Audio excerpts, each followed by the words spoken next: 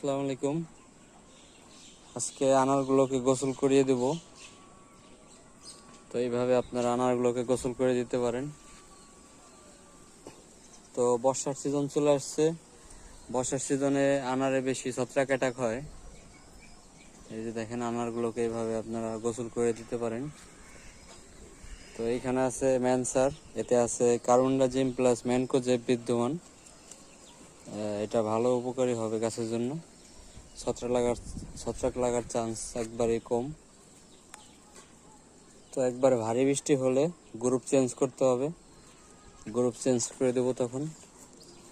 তো এইভাবে আনারগুলোকে যদি ভিজিয়ে দিই, আনারে ছত্রাক লাগা থেকে অনেকাংশে রেহাই পাবো আমরা। এই যে এইভাবে দেখেন, এইভাবে আনারগুলোকে ডুবিয়ে দিব। এতে করে আনারের ভিতরে অনায়াসে ছত্রাকনাশক চলে যাবে। তো এইগুলাকে আমি 2 হাত দিয়ে দেবানি, এটাকে আগে দিয়ে নিই।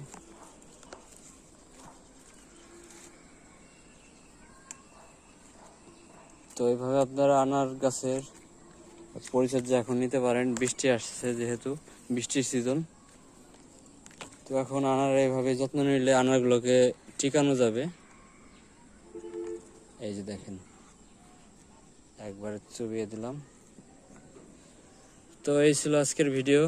ধন্যবাদ সবাইকে। ভালো লাগলে লাইক কমেন্ট করে জানাবেন কেমন লাগলো পদ্ধতিটা।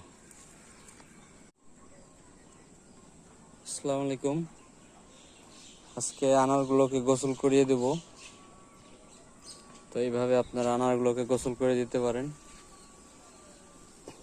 তো বর্ষার সিজন চলে আসছে। বর্ষার সিজনে আনারে বেশি ছত্রাক অ্যাটাক হয়। এই যে দেখেন, আনারগুলোকে এইভাবে আপনারা গোসল করে দিতে পারেন। তো এইখানে আছে ম্যানসার, এতে আছে কার্বনডাজিম প্লাস ম্যানকোজেব বিদ্যমান।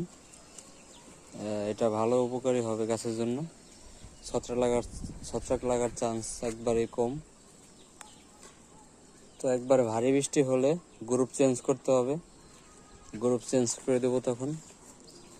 তো এইভাবে আনারগুলোকে যদি ভিজিয়ে দিই, আনারে ছত্রাক লাগা থেকে অনেকাংশে রেহাই পাবো আমরা। এই যে এইভাবে দেখেন, এইভাবে আনারগুলোকে ডুবিয়ে দিব। এতে করে আনারের ভিতরে অনায়াসে ছত্রাকনাশক চলে যাবে।